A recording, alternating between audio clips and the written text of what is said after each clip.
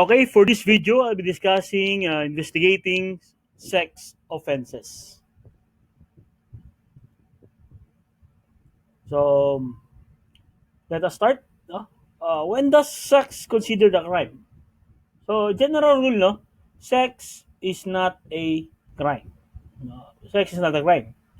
And in the Maslow hierarchy of needs, if you notice here, sex is one of the physiological needs of a person.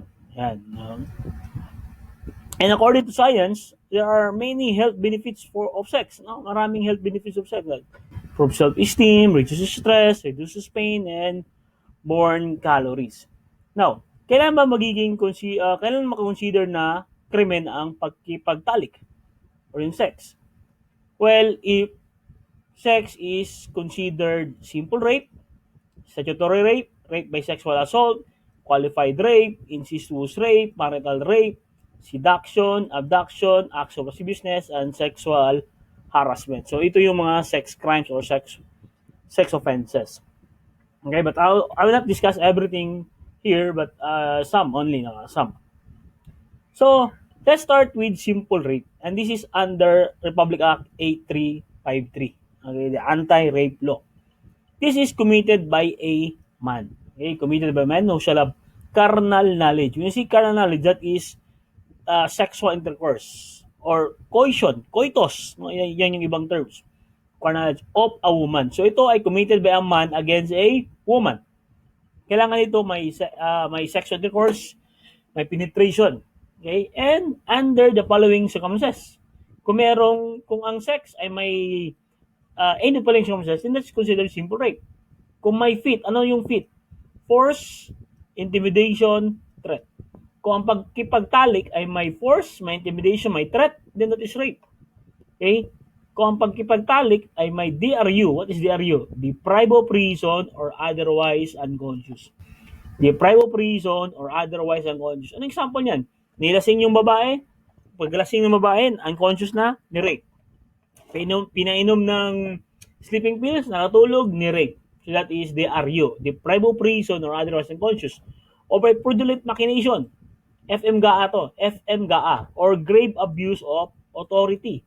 Okay, for example, you are a police officer and you taking yung position mo ay ginamit mo sa pag-rape isang tao, then that is grave abuse of authority. Okay? Or fraudulent machination. I'll discuss fraudulent machination mamaya, no? So, before that, let us discuss muna, ano yung synonymous ng carnal knowledge? Okay?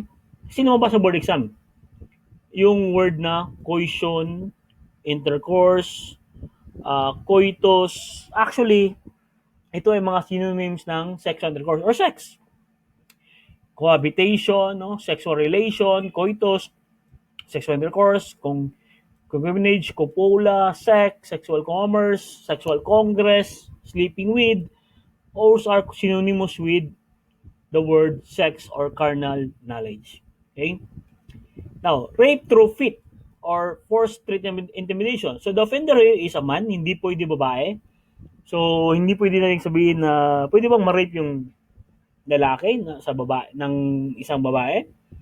Actually, no. Kung true sex ang sinasabi ko. Hindi. And the offender have carnal knowledge. Carnal knowledge here is, again, no, coitus, cohabitation, sexual intercourse, sexual congress against a woman. Hindi pwede, yung carnal knowledge, hindi pwede yan sa man against a man or a woman against a woman. Hindi. At saka may force, threat, intimidation. So example dyan is threatened with death if she reports the incident or threatening the girl with a knife or a pistol. So yan yung example ng rape through fit or force, intimidation, threat. Then, you rape through DRU, deprive of reason or otherwise unconscious. So again, no, it's committed by offender is a man, may carnal knowledge against a woman, and the offended party, the victim here, is deprived of reason or otherwise unconscious. Ano example natin dyan? Drunkenness, no? Or sleeping pills. Ginamit na ng sleeping pills or nilasing yung babae, tsaka ni-rape. So, deprived of reason or otherwise unconscious. So, ito, 17 anyos na babae, nilasing, pinagdroga at ni-rape. Yan yung deprived of reason or otherwise unconscious. 17 anyos na babae, nalasing muna bago umano ginasa. Suspect arestado. So, yan yung, again, no, example ng deprive of reason or otherwise unconscious. Rape through FMGA. What is FMGA? Fraudulent machination or grave abuse of authority. Again, committed by a man, may carnal knowledge, may sexual intercourse, and against a woman. At may fraudulent machination or grave abuse of authority. I'll give you an lang example no, sa fraudulent machination, grave abuse of authority. Ito yung isang kaso ng isang room boy sa Butuan, no? Kasi may magkasintahan. Nag-inuman, okay, nung medyo tipsy na, yung kasintahan na yun, pumasok, nag-check-in sa isang motel, tapos yung babae, nagpaalam sa boyfriend na mag-CCR muna. Okay? Tung bumalik yung babae sa kwarto, maling kwarto ang pusukan niya. Kwarto ng room boy. Hindi kwarto ng boyfriend niya. Sabi naman ng room boy, grasya sa Diyos. Kaya, pinatulan niya. Nag-sex sila. Nakita ng boyfriend, kaya pinahuli yung room boy at kinasuhan ng rape. Now, can we consider that as rape? Na pumayag yung babae? Well, pwede. Kasi nga, there is fraudulent machination. That is example of fraudulent machination. Yan. Or, yung example naman ng grave abuse of authority, yan. Pastor Kiboloy, kinasuhan ng rape. Kasi ginamit niya yung authority niya as a pastor, as a leader of the church, para maka-rape. So, kung totoo to, then that could be grave abuse of authority. Okay, then let's go to statutory rape. Ang tatandaan nyo sa statutory rape is the word under 12 years old. Okay, the offended party here, yung biktima, is under 12 means 11. No? And the accused have carnal knowledge, nakipag-sex. The victim, regardless whether there was force, kahit walang force, walang threat, walang intimidation, or grave abuse of authority, kahit wala yan. As long as makipag-sex ka sa below 12, automatic rape ang kaso mo, statutory rape. Okay? So sabi nga ni Justice Leon dito, this is a tragic story resulting from an act of depravity. An 11-year-old girl gave birth to a child after was repeatedly raped by a common law husband of her biological mother. Okay? So yung 11-year-old, ni-rape ng common law husband ng kanyang biological mother. So yung stepfather niya, bale. Okay? So this is statutory rape. Pag makipag-sex ka sa 11 years old, kahit na walang force, walang intimidation, walang threat, automatic statutory rape yan. Basta below 12. For example, ito yung kaso ni Romeo Alosos. Okay, Romeo Alosos. Nagipag-sex siya sa isang 11-year-old na prostitute na babae. And he was charged with statutory rape and he was convicted. No? The victim of rape in this case is a minor below 12. Below 12 yung minor. And the victim was peddled for commercial sex by her own guardian whom he treated as foster father. So, kasi yung below 12 na to, yung minor na to ay binugaw ng kanyang uncle, no? Commercial sex. This is statutory rape. 11 anyos na babae, ginasa umano ng kapitbahay, suspect, arestado. This is another example of statutory rape. That's another example of statutory rape. Then, we have also simple seduction. No? Seduction of a woman who is single or widow of good reputation, over 12 but under 18 years of age, with the means of deceit, shall be punished by arresto mayor. So, here, ang biktima dito is over 12 but under 18. Minor pa rin. Over 12, pwedeng 12 years old on Monday, tapos hanggang 17 years old, no? Below 18. Pag makipag-sex ka sa babae na minor, above 12 less than 18, at may deceit, then that is simple seduction. Kahit na walang force, walang intimidation, walang threat. Okay? Kahit shota mo pa yan. What if may shota ka, you're 21 years old, at shota mo 16, that is still simple seduction. Nag-sex kayo, that is still simple seduction. Yung qualified seduction naman, ano naman itong qualified seduction? The seduction of virgin over 12 years and under 18 years of age committed by a person in public authority, priest, servant, domestic, guardian, teacher, or any person in any capacity shall entrusted with education or custody. So, ang nag-commit ng qualified seduction ay public authority, priest, servant, domestic, guardian, o di kaya teacher. Kung si teacher nakipag-sex sa 16 years old walang force, walang intimidation, then the teacher will be liable for qualified seduction.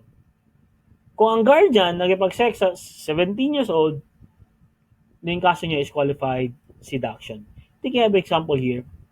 Ito. Okay. Let's go to rape by sexual assault. Okay. Etong rape by sexual, ito yung tinatawag gender-free rape or homosexual rape, no? But paano ba ginawa to? Instrument or object rape. Yan yung ibang tawag, no? So sabi ni Justice Leon dito, ano ibang tawag ito? Instrument or object rape, gender-free rape kasi pwedeng committed by a man against a man, a woman against a woman, or a man against a man, or a man against a woman, no? And homosexual rape. The gravamen of rape through sexual assault is the insertion of the penis into another person's mouth or anal orifice or any instrument or object into another person's genital and anal orifice. Ito sabi ni Justice Leonel in People versus Francia case. So, para mo consider an act of sexual assault, pag yung penis pinasok mo sa mouth, sa babae o sa lalaki, anal orifice, okay, sa babae sa lalaki, then that is act of bisexual assault. Pag ang any instrument of object, pinasok mo sa genital, sa babae sa lalaki, or sa anal, sa babae sa lalaki, then this is considered rape by sexual assault. Okay? So, yan yung example ng rape by sexual assault. Instrument here could include finger. Okay? Battle, no? Talong, no? Any object na pinasok mo. Pero pag instrument o object pinasok sa mouth, ay hindi naman yun rape by sexual assault. No? That's not considered. Now, pero para mo-consider siyang act of by sexual assault or rape by sexual assault, kailangan nandun pa rin yung fit, DRU, FMGA, or below 12. Kasi kung yung penis pinasok sa mouth, gusto ng babae yung ginawa, that's not rape. Hindi yun rape. Okay? Yung penis pinasok sa anal orifice, gusto ng babae o ng lalaki, that is not rape. Okay? Magiging rape lang yan kung may fit, force, threat, intimidation. Kung may DRU, deprived of reason, alternate unconscious, kung may FMGA, fraudulent machination or grave abuse of authority, or the person involved here is below 12 years old or is demented. Kasi demented, ito yung may sira, medyo may sira sa pag-iisip, no? So, and here we have also what we call marital rape. Okay, marital rape case to. Okay?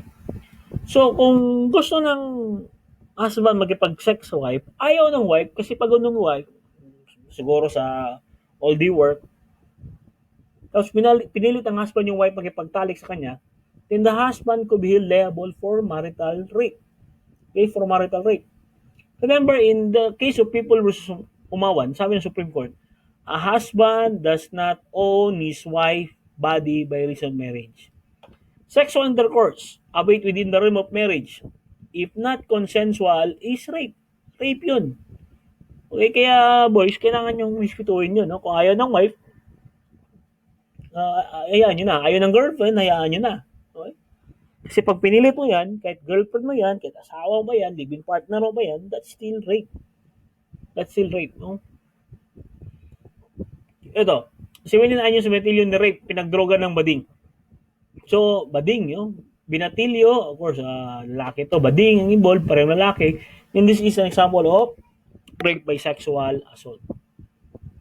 So, ano ba nga ebidensya natin sa rape? We have testimony evidence, affidavit complainant and witnesses, documentary evidence like photographs, videos, police reports, and other documents. Object evidence, medical record kasi kailangan mapatunayan na may insertion, may laceration, seminal or DNA test, okay, kung may nakuwang semen, pa-DNA test yun, weapons used to justify fit, okay, deprived of reason, fit or yung FMGA, and other forensic reports, kung may ginamit na sleeping pills, o ay intoxication ng biktima. Now, in relation to rape, we have also violence against women. Ito yung BAU-C. Okay, violence against women. But let's just discuss violence against women. Okay? Now, hindi lahat ng pagbubugbog sa babae ay considered BAU. or violence against women. Kung ako, binugbog ko yung kapitbahay namin na babae, that is not violence against women. Kasi para ma-commit ang violence against women, kailangan merong relationship. Anong relationship yon? Anong relationship? Marital relationship, mag-asawa. Sexual relationship. Okay? Yung boyfriend-girlfriend or live-in relationship. Dating relationship. No, sexual is yung may nangyari, no? May sex. Dating relationship is yung live-in partner or yung mag-shota. And remember this, violence against women is not limited only to physical abuse. Kasi apat yung klase ng abuse. Pwedeng physical, sexual, psychological, or economic. Okay? Kung may relationship, may abuse, then BAU-C or BAU will apply. Okay? 9262 will apply. So, again, what is violence against women? Refers to act or series of act committed any isa lang or series of act committed by any person against woman who is his wife, so marital, former wife, or against woman who have with whom person has had or sexual or dating relationship. We will discuss later ano yung sexual at saka dating relationship. Okay, at anong ibang abuse yun? It could be physical abuse, sexual abuse, psychological abuse, and economic abuse. We'll discuss this one by one. Okay, punta tayo sa dating relationship. Wala problema sa marital kasi mag-asawa yun. Punta tayo sa dating relationship. Ano bang ibig sabihin ng dating relationship? Para ma-apply yung BAU-C or yung BAU law. Refers to situation where parties live as husband and wife. Ito yung mag-live-in partner without the benefit of marriage. Mag-live-in partner, okay? Living together as husband and wife pero walang marriage, hindi pa kasal, then that is dating relationship. Or romantically involved over time and continuing basis. When you say romantically involved, ito yung mag-shota. Okay, meron silang weeksary, anniversary, monthsary, no? During the course of relationship. But take note, casual acquaintance, yung kakilala mo. Ordinary socialization kasama mo sa opisina, katrabaho mo. Between two viewers in business or something is not dating relationship. So, violence against women is applicable lang sa live-in, sa mag-shota, pero hindi pwede sa magkapitbahay, co-worker. By the way, sa romantically involved over time and continuing basis, applicable dito sa lesbian relationship. So, kayong lesbian, binugbog yung babae, pwede yung babae makafile ng violence against women. Now, ano naman ng sexual relations? Ito yung tatawag ng single sexual act. Kasi kung may single sexual act, kahit na walang label yung relationship nyo, hindi kayo live-in partner, hindi kayo mag-shota, like yung one night stand, okay, nangyayari sa inyo, yung friends with benefits, yung FF, no, fucking friends, no, yung FUBU, fuck buddy.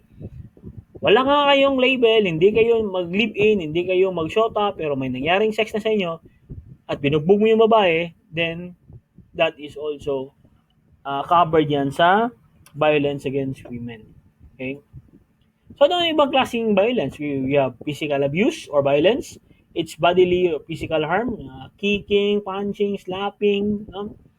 Headbanging, those are physical abuse or violence. Sexual abuse is rape. No? Pinilit mo yung shota mo makipag-sex sa'yo. Sexual harassment. No? Actual lasciviousness. Pag inipu-ipuan mo yung shota mo, ayaw niya. Okay? So that is sexual violence also. Or, take note of this, boys.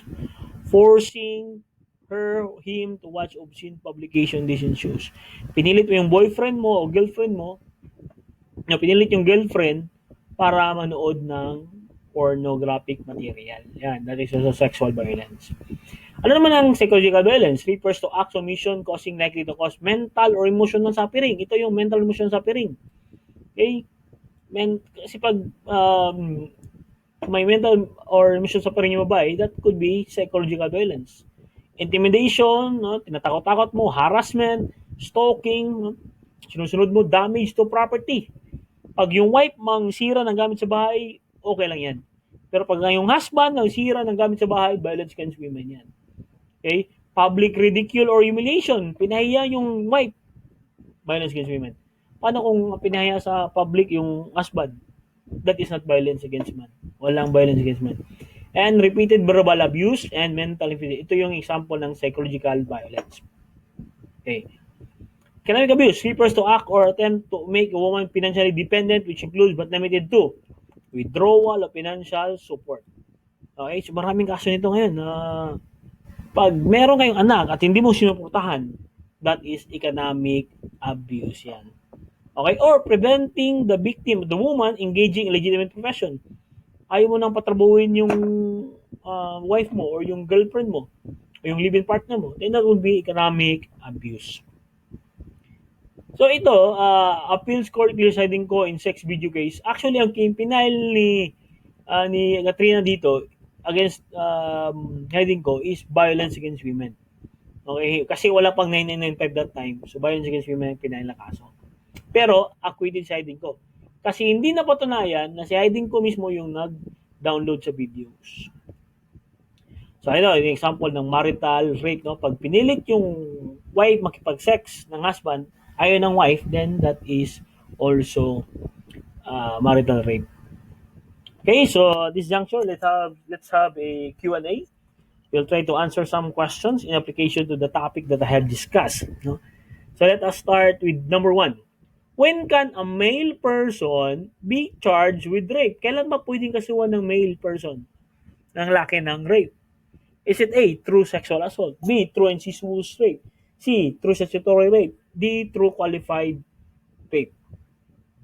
Well, pwede siya sa rape through sexual assault kasi this is genderless rape. No? 2. A crime committed with the object or instrument or inserted to sexual organ with force, threat, intimidation. Okay, so pag ang object or instrument pinasok sa sexual organ with force, threat, intimidation, anong kaso doon? A, ordinary rape. B, marital rape. C, rape through sexual assault. D, qualified rape. So this is of course rape through sexual assault. No? Rape through sexual assault. 3. Charlie and Leah have been married for more than 6 months. They live together with children of Leah from her first husband. Charlie had sexual relation with Jane, the 14-year-old daughter of Leah. So, si Charlie dito ay stepfather. Si Jane naman, yung stepdaughter niya, they have sexual relation. No? May sexual relation sila. Okay? 14-year-old naman si Jane. Jane loves Charlie very much. What was the crime committed by Charlie? Is it A, simple seduction, B, qualified seduction, C, consented abduction, or D, rape? Hindi siya pwede sa rape, you know why? 14 years old eh. Kung below 12 do, pwede pa sana. Statutory rape yun. Pwede siya sa simple seduction or qualified seduction, but remember, this is the mistake. Yung stepfather ang nang-rape, nang nakipag-sex sa kanyang stepdaughter. So that is what we call qualified seduction yan. That's qualified seduction. 4. Pedro was able to have carnal knowledge with his girlfriend by promising the latter with marriage. What was the crime committed? Si Pedro nagkipag-sex sa kanyang girlfriend kasi nag-promise siyang pagkakasala nito. What was the crime committed? Actually, none. Pasabi niyo, sir, bakit hindi seduction? Hindi seduction kasi hindi naman na-mention na minor yung girl. Seduction applies only pag ang babae is above 12, less than 18. Okay? So, hindi yan applicable kung hindi minor yung babae. So, none of the foregoing. Walang kaso yan. 5. Mark, 18, and Maria, 11, are in girlfriend-boyfriend relationship. During their mansary, the two agreed to check in one of the hotels in the city. There, they have sexual intercourse. Is Mark criminally liable? Letter A, yes, with seduction because Maria is minor. B, yes, with statutory rape because Maria is just 11 years old. C, no, because sexual act was consensual, with consent. D, no, because there was no forced threat, intimidation. So the answer here would be, of course, this is example of statutory rape. Bakit statutory rape? Because Maria is just 11 years old. Pag may kapag-sex ka sa 11 years old, automatic rape yun. Okay? Kahit na mag-shota kayo, kahit na consensual pa, with permit pa yan. So, let's go to number 6. Suppose Mark is 18 and Maria is 16. So, beritan yung edad, no? And they are in, of course, girlfriend-boyfriend, nag-check-in sa hotel, and they have sexual intercourse. Is Mark criminally liable?